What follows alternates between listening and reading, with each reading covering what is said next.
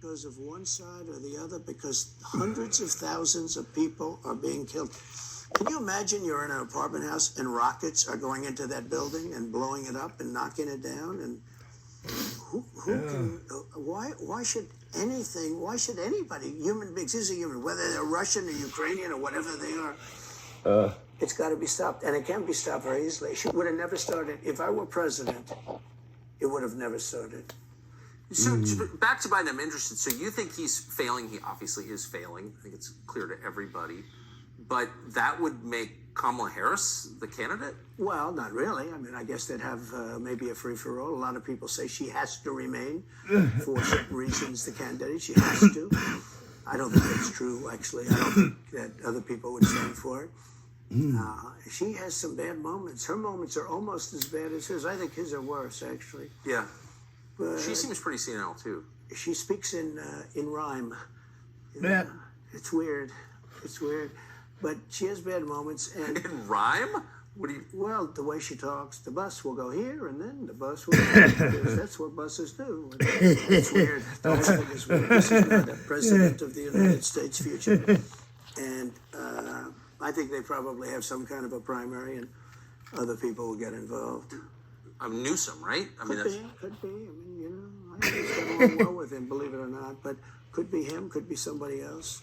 He's got a big load on his shoulders, because you look at California, what's happened. But I don't know if the American people really, the people that vote for him, I don't even know if they care. You know, you look at so many of the things that are going on, and people don't seem to be. In the old days, if you had a bad record, it meant a lot. Today, if you have a bad record, it doesn't really mean anything. You know, he looks good. He's a nice-looking guy, speaks well. But Biden, every time you watch him talking, it's like he's walking on eggs. You're waiting for him to collapse. And he almost always does. And I got to know the leaders of all of the countries, essentially, but the big ones.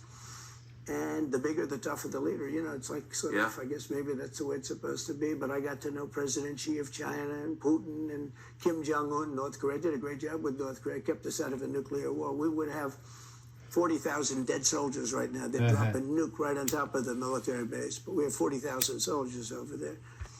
And I did great. I got along with him great.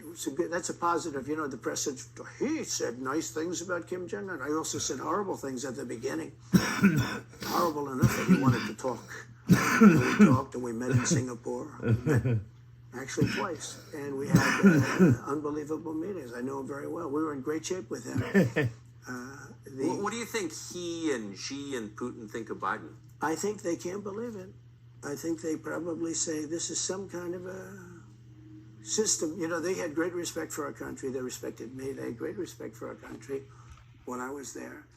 Every one of them. Look, if you go to North Korea, you take a look at what happened. You know, the Olympics was dead. South Korea spent billions on the Olympics. Nobody was going to go. They didn't want to get blown up. They called me and they said, we are going to let the Olympics proceed. This is North Korea. I said, you should go into the Olympics. Put your athletes in. It wasn't like, you know, they were big on athletes because, you know. Famine. But they went in, and they actually participated. And within about 2 days, the entire thing was sold out. And if it wasn't me, that would have never happened. But I got along very well with him, and that's a positive thing. He does have massive nuclear power, by the way. And if Hillary would have gotten in, or if the Obama thought process continued, it would have been a nuclear war, absolutely, with North Korea. He was expecting to go into a war, and it would have been a nuclear war. So do you think the rest of the world looks on at Biden and thinks someone else has got to be running the government? Well, somebody else has to be. I don't think he's capable of doing anything. Look, when I debated him, I said, how come, and this was in front of probably not a friend of yours, Chris Wallace. He was the moderator. Not a friend. He said, why is he wants to be Mike, but he doesn't have the talent? It's one of those bitchy little man. He wanted to be his father, but he didn't have the talent of his father was great. He's a little fussy man. His father interviewed him in 60 minutes. It was actually a 10. Can you believe it? I told him his father had talent, at least. I may have been the only guy that he gave a good 60 minutes to. He was rough. Really? His father was tough. He was great, though. He was great at what he did. But Chris Wallace was so upset. He was guarding this guy who wouldn't do a show, by the way. You know, he wouldn't do. I figured I didn't mind Chris Wallace because Biden wouldn't do a show, and it was very obvious. You know, he kept asking him and asking, but he wouldn't do the show. So I figured he's got to like me. But he came from a different planet. But remember when I asked the question, why is it that the mayor of Moscow's wife is allowed to give you $3.5 million? Don't forget, that was brought up. Now it's brought up all the time, but that was brought up by me long before anyone ever heard of it. I said, the mayor of Moscow's wife giving you $3.5 million. What did you do to deserve $3.5 million? To Biden. And Chris Wallace said, this has nothing to do with the debate. I mean, he got in the way of the question. No, it was crazy. And I said, well, wait a minute. He got $3.5 million from the mayor of Moscow's wife. Now, people forget that, but if you go back and take a look, you will see. And Chris Wallace didn't want me to ask that question. I said, I think it's a very appropriate question. It turned out to be much more appropriate than people thought. Amazing. So do you have a preference in, assuming you're the Republican nominee and all goes as you plan it to go, do you have a preference in who you run against? In many ways, I'd love to run against him because his record's so bad. You know, it's still horrible when you look at inflation and everything else, but others also have very bad records. I mean, California's a bad record, so, you know, should it be Gavin or should it be somebody else? When I look at San Francisco, what's happened to that incredible city? That was one of the greatest cities in the world just a short while ago, and now it's very sad when you look at it. Los Angeles, every city practically, all the Democrat-run cities. You know, Republican-run cities are doing very nicely because they arrest people when you have crimes. Yeah, and they don't go after political candidates. Yeah, because they think it's good. You know, I mean, it's like been amazing. My poll numbers are the highest I've ever had, but because people understand it. Well, can I just ask you? That gets back to my original question. So, if the protest didn't work, you got elected anyway. Yeah. Impeachment didn't work twice, obviously. Indictment is not working. Your poll numbers go up. When they raided Mar-a-Lago in August of last year, your numbers went up. They can indict you 20 times, and you're not gonna lose the Republican primary because of that. Well, so, it makes it look even more ridiculous. I mean, the 4 indictments, and maybe there'll be more. I don't know. These people are crazy. But they're counterproductive. So if you chart it out, it's an escalation, is what I'm saying. Yeah. So what's next? After, try to put you in prison for the rest of your life, that's not working. So, don't they have to kill you now? I think the people of our country don't get enough credit for how smart they are. And I'm not sure I would have said this 10 years ago, but they get it.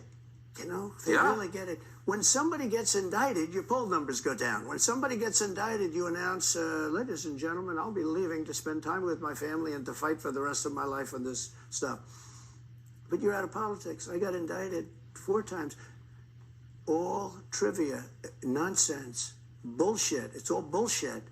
It's horrible when you look and you look at what they're doing.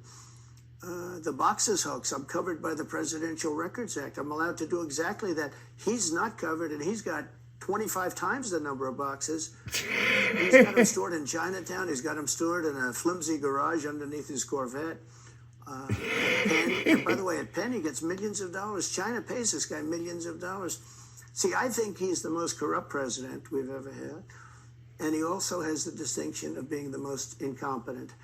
And I believe both. I mean, he's both incompetent and corrupt. So I actually believe he's compromised because China knows so much about him. They know where the money comes from. They know where it is, who paid it, and they probably paid it.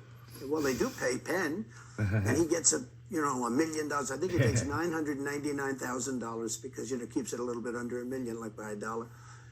But he, in many ways, is a Manchurian candidate. We have a Manchurian candidate.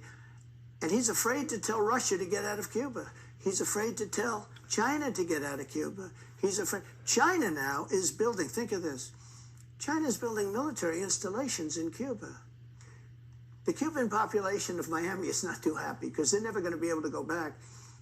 And you don't even hear about it. And the worst culprit is the press, the media, because normally, when I first heard that China is building installations in Cuba, and installations means military installations. Okay, they said just some communication. They did that on the islands with Japan. They took the island, they started this massive construction, and they told everybody, including the Japanese have to be very careful. They told everybody, but this is a housing development. They're going to build a housing development. And I said, how come the runway is 20,000 feet long? You know, private jets need 4,000 feet. They don't need 20,000 feet. The big ones need 20,000 feet. They don't even need 20. And I looked at the runway. I said, it's the largest runway ever built, both in width and length, for housing development. There's nobody that has a plane that big that you would have a runway that's Why is for China testing. allowed to conduct imperialism in our hemisphere? Well, yeah, and it's far beyond Cuba. It's all over South America. Yeah, in the Caribbean. So we built a thing called the Panama Canal. We lost 35,000 people to the mosquito, you know, malaria. Yeah. We lost 35,000 people building. We lost 35,000 people because of the mosquito.